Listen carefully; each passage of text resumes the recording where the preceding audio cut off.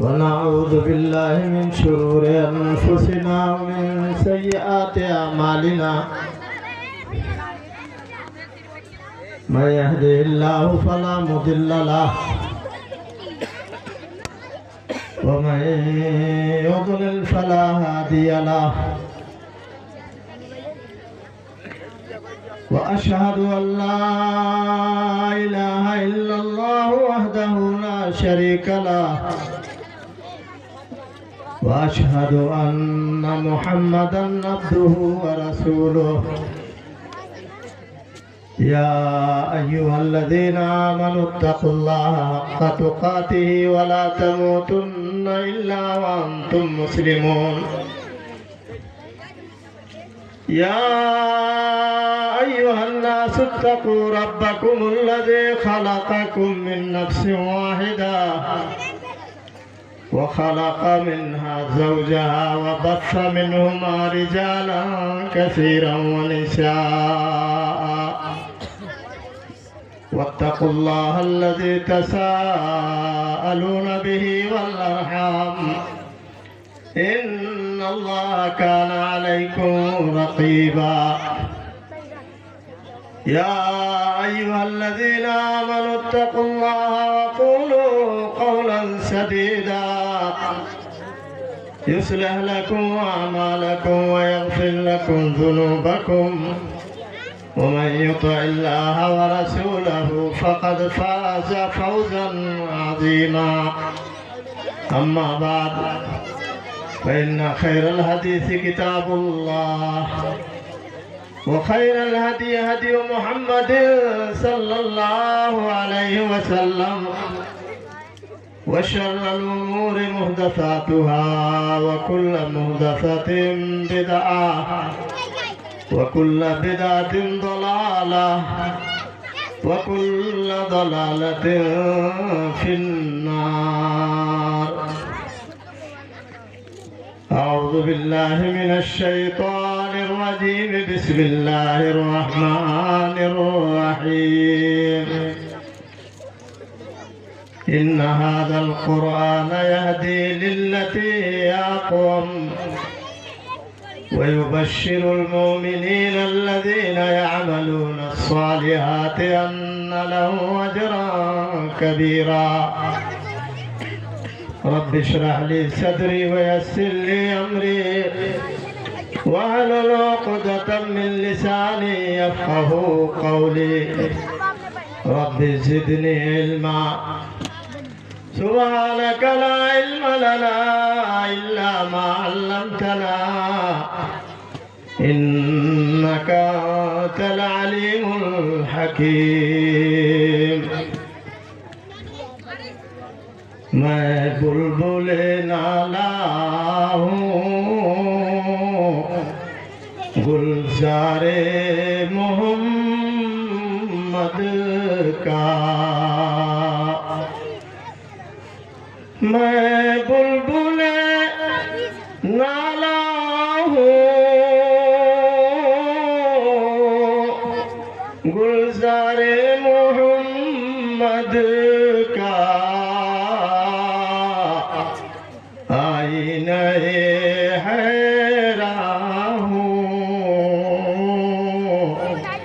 दीदारे मोहम्मद का। बुलबुल फिदा है गुल पे और शम्मा पे परवाना है हुब्ब मुझे अपने दिलदार मोहम्मद का। सल्लल्लाहु अलैहि वसल्लम। मदरसा अरबिया बहरुल उलूम के जिम्मेदारान असातिज़े किराम और इस मदरसा में तालीम हासिल करने वाले बच्चे और बच्चियां और गांव के इस्लामी भाइयों, नौजवानों, अजीज बच्चों, ख़वातीन मिल्लत इस्लामिया, मेरी माएँ और बहनें, ये बच्चों का सालाना प्रोग्राम चल रहा है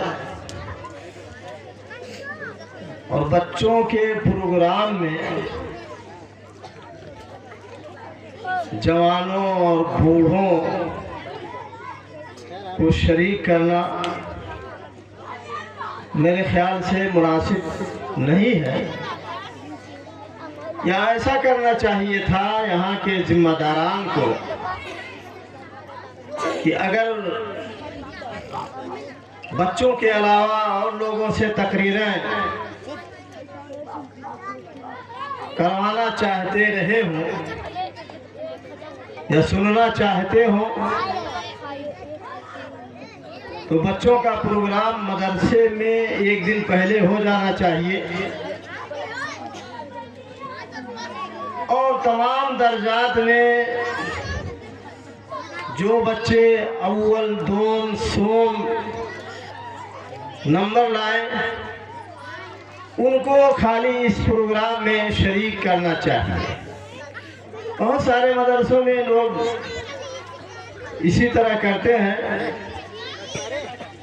लेकिन अगर खाली बच्चों का प्रोग्राम है तो बहुत अच्छी बात है।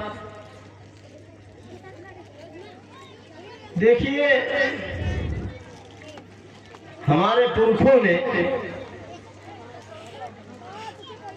जो मदारिस कायम किए थे, बहुत दूर न जाइए, जब हम लोग छोटे छोटे थे तो हम लोगों की तालीम पेड़ों के नीचे होती थी या टाटी घेर करके थामा थूनी लगा करके उस पर छप्पर डाल दिया जाता था। ऐसे ही मदरसों में तालीम होती थी। मदरसों की तालीम का मकसद न इंजीनियर बनाना होता था, न डॉक्टर बनाना होता था, न कोई बहुत बड़ा वहदेदार बनाना होता था। मदरसों की तालीम का मकसद ये होता था कि हम मजहब इस्लाम को मानने वाले हैं, हम मजहब इस्लाम की तालीम मदरसों में दें, बच्चों को सिखाएं, बच्चों को कुरान पढ़ाएं, बच्चों को इतना पढ़ाएं कि वो कुरान अच्छी तरह से पढ़ सकें और कुरान के मानी और मतालिब को, कुरान के मफहूम को समझ सकें और दीनी तालीम से आरास्ता हो। क्योंकि हमारा जो दीन है, इस दीन में तमाम तरह की तालीम मौजूद है। बच्चा पैदा होता है, पैदा होने से लेकर के वफात तक, बल्कि कब्र में जाने तक जितने लवाजिमात हैं, जितनी चीजें हैं, जितनी जरूरतें हैं, तमाम तरह की तालीमात, हर तरह के आदाब हमारी शरीयत में मौजूद है, कुरान में, अहादीस मुबारका में। हजरत सलमान फारसी रजी अल्लाह ताला अन्हु के पास एक यहूदी आया।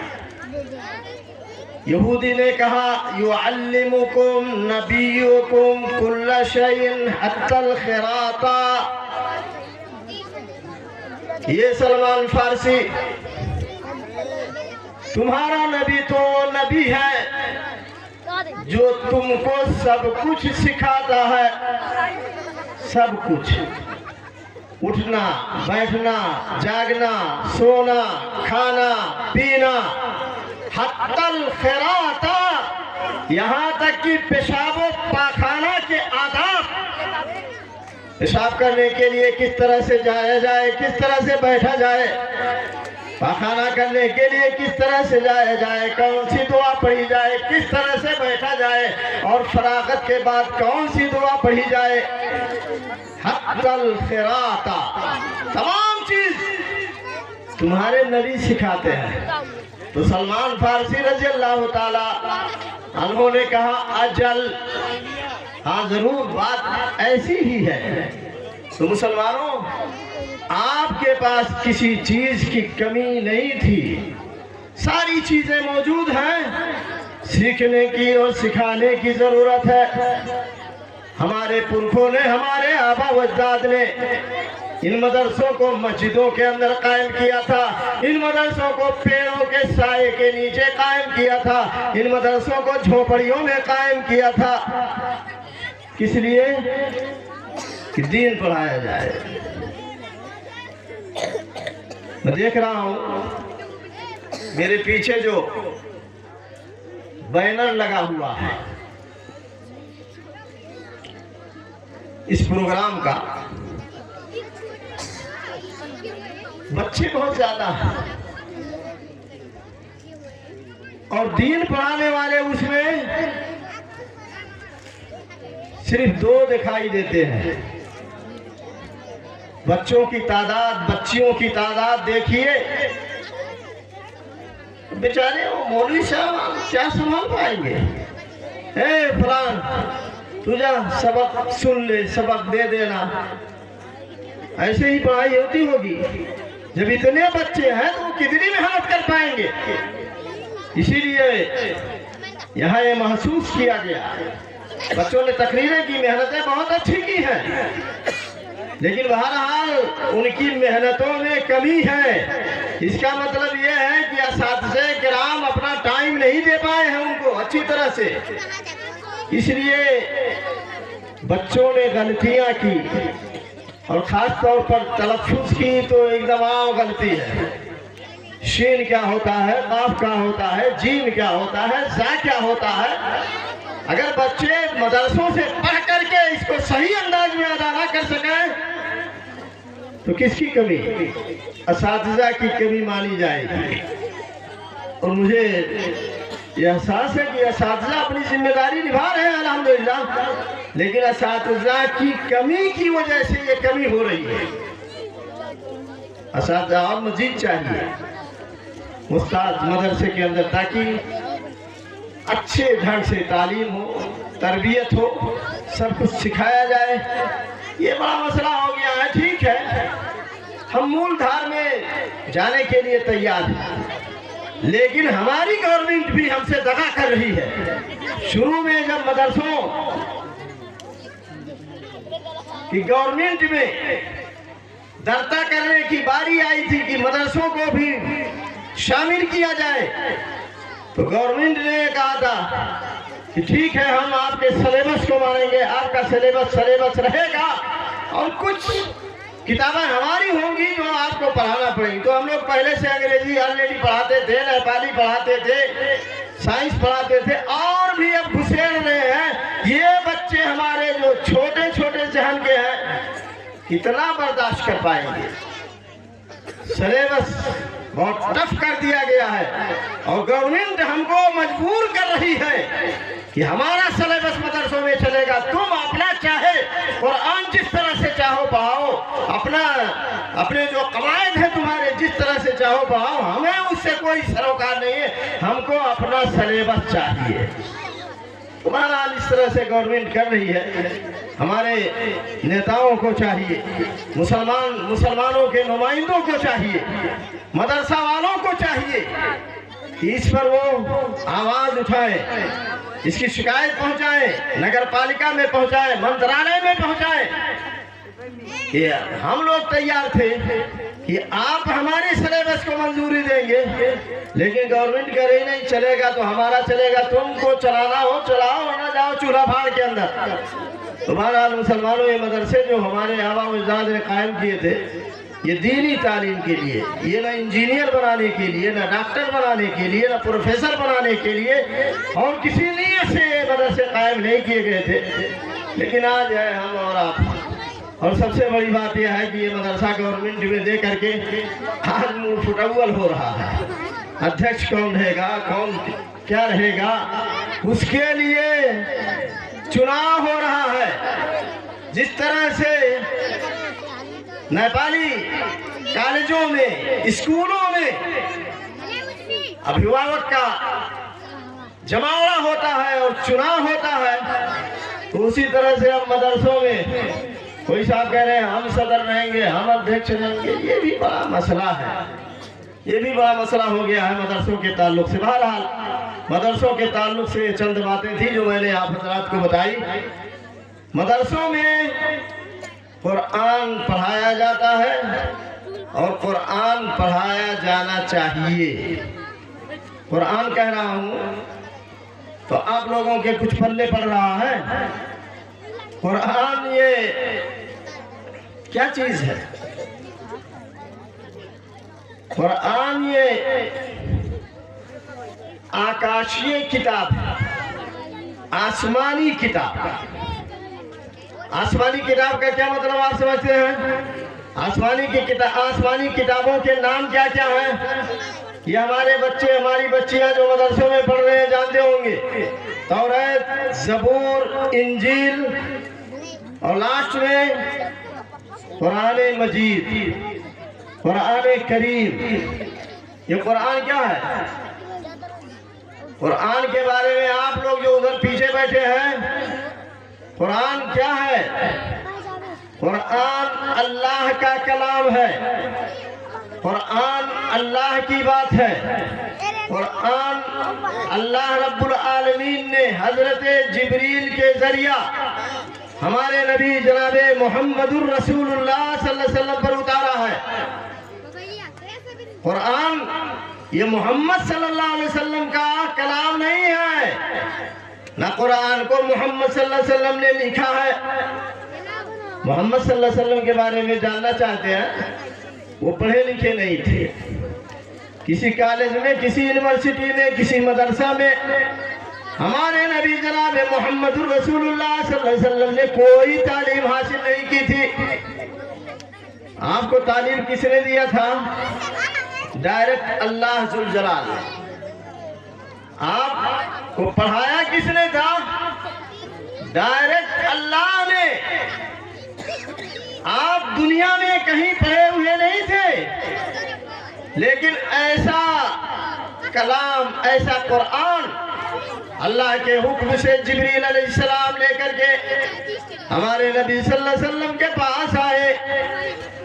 एक फारसी शायर ने कहा, मुस्तफा हरगिज न गुफ्ते ताना गुफ्ते जिब्राइल, मुस्तफा हरगिज न गुफ्ते ताना गुफ्ते जिब्राइल, जिब्राइल हम न गुफ्ते ताना गुफ्ते किरदिगार। मोहम्मद रसूलुल्लाह सल्लल्लाहु अलैहि वसल्लम कोई बात अपनी तरफ से नहीं कहते थे। मा यंतिकु अनिल हवा, हमारे नबी सल्लल्लाहु अलैहि वसल्लम अपनी ख्वाहिश से, अपनी तबीयत से, अपनी तरफ से कोई बात नहीं कहते थे। इन हुवा इल्ला वही, अल्लाह की जानिब से वही की जाती थी। जिब्रील आते थे, जिब्रील अलैहिस्सलाम आकर के नबी अकरम सल्लल्लाहु अलैहि वसल्लम के दिल पर कुरान को डालते थे और उसके बाद नबी अकरम सल्लल्लाहु अलैहि वसल्लम उसको पढ़ते थे, याद कर लेते थे। वही जब आती थी, जब कुरान का नुज़ूल होता था, सख्त ठंडी का मौसम होता था, अल्लाह के नबी जनाबे मोहम्मद रसूलुल्लाह सल्लल्लाहु अलैहि वसल्लम पसीने से शराब हो जाते थे, एकदम पसीना पसीना हो जाते थे। इतनी जाहिर है कुरान नाजिल हो रहा, कुरान के बारे में क्या फरमाया? उलमाए किराम जानते हैं, लौ अंज़लना हाज़ल कुरान अला जबलिन लरायतहु खाशिअन मुतसद्दिअन मिन खशियतिल्लाह। अगर इस कुरान को अल्लाह ने पहाड़ पर नाजिल किया होता, हिमालय पहाड़ पर उतार दिया होता, वो पहाड़ अल्लाह के खौफ से रेजा रेजा हो जाता, चूरा चूरा हो जाता। लेकिन वही कुरान हमारे नबी जनाबे मोहम्मदुर रसूलुल्लाह सल्लल्लाहु अलैहि वसल्लम पर नाजिल हो रहा है। बहरहाल सख्ती तो होगी, आपको तकलीफ होती थी, लेकिन बहरहाल कुरान आप पर नाजिल हुआ। कुरान मुसलमानों तकरीर अगर की जाए तो पूरी रात खत्म हो जाएगी, लेकिन कुरान की अजमत, कुरान का तकद्दुस, कुरान के अंदर कौन सारे उलूम व फनून हैं, सब बयान नहीं किए जा सकते। मैं चंद मिनटों में कुछ बातें आप हजरात के सामने पेश करना चाहता हूँ। आज ये जदीद दुनिया है, नई दुनिया है। नई दुनिया को क्या चाहिए? नई दुनिया अब ज्यादा धर्म के तालीमात पर तवज्जो नहीं देती है। खास तौर पर पढ़े लिखे लोग जो एजुकेटेड होते हैं, आज लोग नाम लेते हैं किसका? साइंस का। साइंस का नाम लेते हैं ना। ये साइंस में ये चीज है कि नहीं है? अगर साइंस में है तो आमन्ना व सद्दक़ना कहते हैं, हाँ तब तो ठीक है। मुसलमानों, कुरान ये पूरा का पूरा साइंस है। कुरान सच्चा है, कुरान की बात सही है। साइंस झूठी हो सकती है, साइंस के अंदर तब्दीली आ सकती है, लेकिन कुरान के अंदर कोई रद्दो बदल नहीं हो सकता। बहुत अजीम किताब है कुरान। साइंस वाले क्या कहते हैं? साइंस वाले कहते हैं कि ये आसमानों जमीन पहले मिले हुए थे, ना आसमान अलग था ना जमीनें अलग थी, कोई चीज अलग नहीं थी, सब एकदम मिले हुए थे।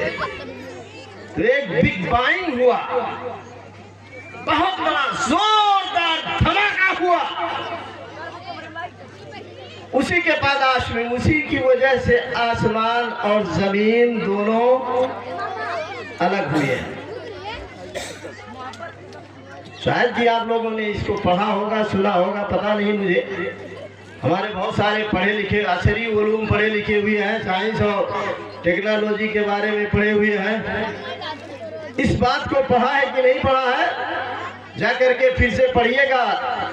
साइंस यही कहती है, मौजूदा साइंस यही कहती है कि आसमान और जमीन मिले हुए थे, एक बहुत जोरदार धमाका हुआ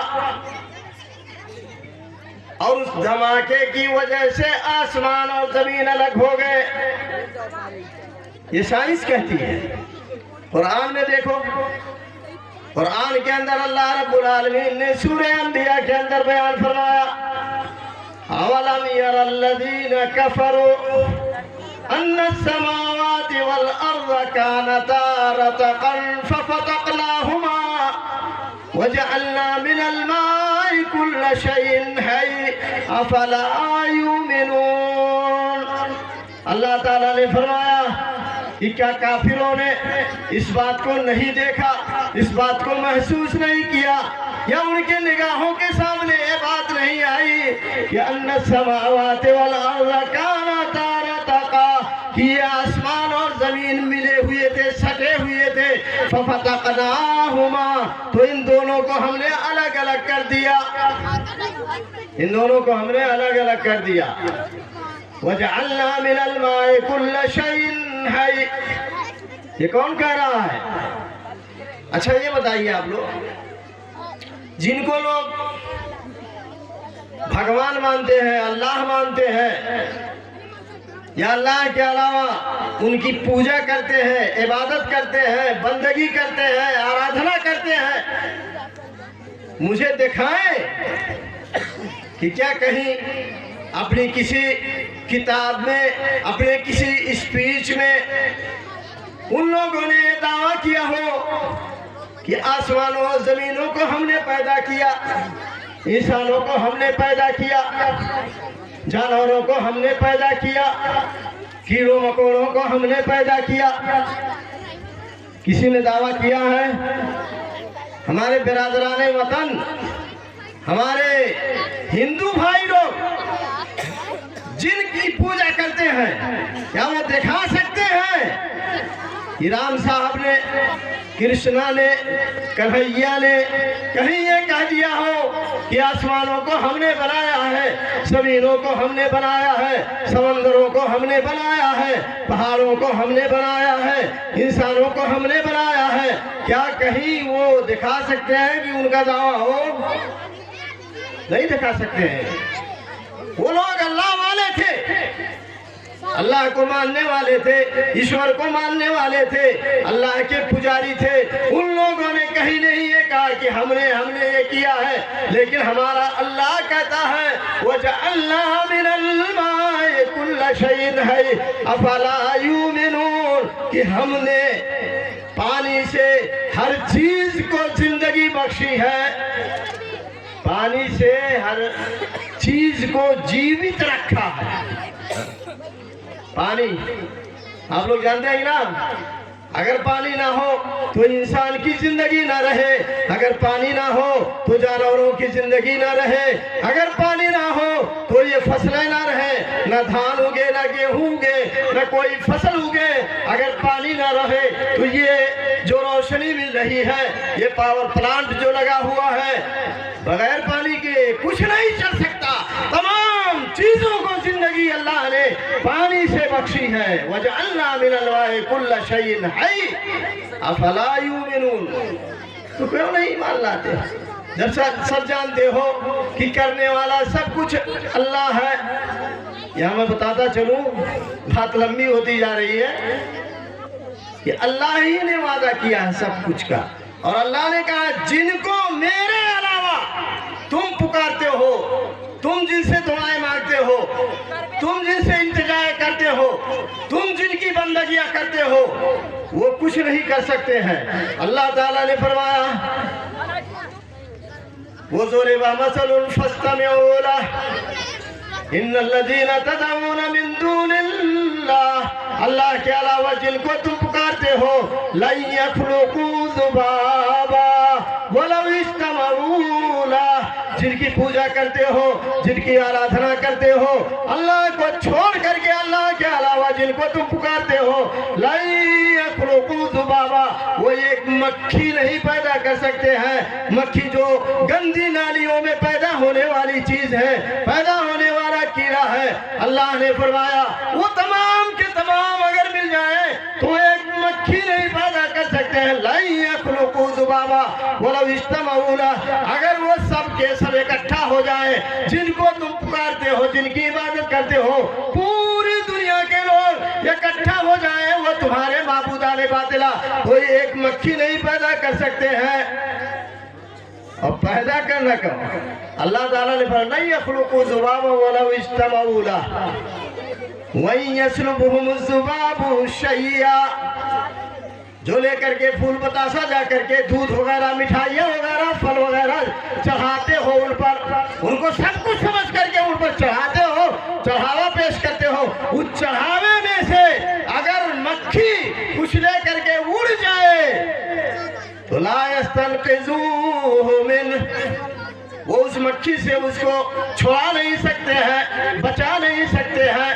एकदम ज़ौफ़त तालिब वल मतलूब, जो लोग इबादत करने वाले हैं और जिनकी इबादत की जा रही है, सब के सब कमजोर है, सब कमजोर है। तो मुसलमानों, अल्लाह के नबी जनाब मोहम्मद रसूलुल्लाह सल्लल्लाहु अलैहि वसल्लम कुरान लेकर के आए। कुरान के अंदर बहुत सारी चीज़ें अल्लाह ने बयान की है। कुरान के अंदर एक चीज़ अल्लाह ने ये बयान किया, कुरान ऐसा है, कुरान ये एक मोटी किताब, लेकिन याद करने में बहुत आसान अल्लाह ने बनाया। हमारे बहुत सारे बच्चे जो हाफिज होते हैं, हाफिज कुरान होते हैं, साल भर में, 2 साल में, 3 साल में वो पूरी वो किताब याद कर ले जाते हैं। अल्लाह ताला ने फरमाया वलक़द यस्सरनल कुरान लिज़िक्र फहल मिन मुद्दकिर, याद करने के लिए, जिक्र के लिए हमने कुरान को बहुत आसान बनाया। और कोई किताब याद करना चाहे कुरान से कम मोटी हो, वो नहीं याद कही पई है, मुमकिन ही नहीं है। लेकिन कुरान है कि पूरा 312 सीनों में बसा लेते हैं हाफिज कुरान। तो कुरान ये अल्लाह का कलाम है और अल्लाह रब्बुल आलमीन ने इसे इतना आसान किया है कि ये सीनों में उतर जाता है। और कुरान के अंदर जितनी बातें हैं वो सब सच्ची है। जितनी बातें कुरान के अंदर जो भी अल्लाह ने कहा उसको आज तक और क़यामत तक कोई झुठला नहीं पाएगा। मैं एक वाकया बताऊं, बद्र की लड़ाई आप लोगों ने सुना होगा कि अल्लाह के नबी जनाब मोहम्मद रसूलुल्लाह सल्लल्लाहु अलैहि वसल्लम जब हिजरत करके मक्का से मदीना आए तो एक लड़ाई हुई, पहली लड़ाई काफिरों के दरमियान, मुसलमानों के दरमियान, बद्र की लड़ाई। बद्र की लड़ाई में अल्लाह के नबी जनाब मोहम्मद रसूलुल्लाह सल्लल्लाहु अलैहि वसल्लम का कोई प्लान जंग करने का नहीं था, जंग करने का प्लान नहीं था, बगैर प्लान के आप गए थे। इसीलिए मुसलमानों की तादाद भी कम थी, मुसलमानों के पास लड़ाई करने के लिए जो औजार होने चाहिए वो भी नहीं थे, बहुत कम तादाद। जब बदर में पहुंचे तो देखा ओ काफिरों का लश्कर जर्रार आ गया है, अबू जहल की क़यादत में पूरा मक्का उखड़ करके चलाया है। 1000 से ज्यादा तादाद काफिरों की थी। अल्लाह के नबी जनाबे मोहम्मद रसूलुल्लाह सल्लल्लाहु अलैहि वसल्लम के लिए एक मड़ई बनाई गई, एक झोपड़ी बनाई गई। अल्लाह के नबी सल्लल्लाहु अलैहि वसल्लम उसी में गए, आप दुआ कर रहे हैं अल्लाह से, बहुत रो रहे हैं, गिड़गिड़ा रहे हैं। 2 रकात नमाज अदा करके अल्लाह से आप गिरियावजारी कर रहे हैं और कह रहे हैं ये अल्लाह, अगर ये मुट्ठी भर जमात मैदान बद्र में मार दी गई तो क़यामत तक तेरा नाम लेने वाला, तेरी पूजा करने वाला, तेरी इबादत और बंदगी करने वाला कोई नहीं मिलेगा। बहुत दुआ की। अबू बकर सिद्दीक ने कहा ऐ अल्लाह के नबी अब बस कीजिए, बहुत रो लिया आपने अल्लाह से, अब बस कीजिए, अल्लाह आपको जाया नहीं करेगा, बर्बाद नहीं करेगा। अल्लाह के नबी जनाबे मोहम्मद रसूलुल्लाह सल्लल्लाहु अलैहि वसल्लम झोपड़ी से निकले ही थे कि हजरत जिब्रील आ गए। हजरत जिब्रील ने कुरान की एक आयत नाजिल कर दी, सयुहज़मुल जमउ व युवल्लून अद्दुबुर, कि ये मक्का का जो पूरा काफिला आया है तुमको मिटाने के लिए, है मुसलमानों, तुमको खत्म करने के लिए, वो शिकस्त पा जाएगा, वो हार जाएगा। सयुहज़मुल जमउ व युवल्लून अद्दुबुर, और वो पीठ फेर करके भाग जाएगा। वो 1000 का लश्कर तुम्हारे 313 की तादाद के सामने नहीं टिकेगा, चला जाएगा। कुरान की ये आयत उतर जाती है, अल्लाह का कलाम था, अल्लाह हर चीज जानता है। क़यामत तक क्या होगा, क्या होने वाला है, हम यहाँ अभी तकरीर कर रहे हैं, अभी यहाँ से उठने के बाद हमारे साथ क्या होगा मैं नहीं जानता, आप नहीं जानते, लेकिन हमारा अल्लाह जानता है कि इसके साथ क्या होने वाला है। तो अल्लाह जानने वाला था। अल्लाह ने कहा वो काफिला हार जाएगा, पीठ फेर करके भाग जाएगा और मुसलमान जीत जाएंगे। कुरान की ये बात बिल्कुल सच्ची हुई। बहुत सारी बातें हैं, बहरहाल अगर इन्हीं बातों पर अमल कर लिया जाए, क्योंकि बच्चों का प्रोग्राम है, मैं इसमें ज़्यादा टाइम नहीं लेना चाहता। अल्लाह ताला से मेरी दुआ है कि अल्लाह रब्बुल आलमीन हमारे इन बच्चों को, बच्चियों को आलिम फाजिल में और ये जहाँ रहे खुश रहे, तालीम के मैदान में आगे हो। और मैं आप तमाम हजरात का शुक्रगुजार हूँ कि आप तमाम हजरात ने मुझे इस लायक समझा कि मैं यहाँ टूटे फूटे अंदाज में कुछ बयान कर दूँ। अल्लाह ताला हमारी इस हाजिरी को कबूल फरमाए। आप लोग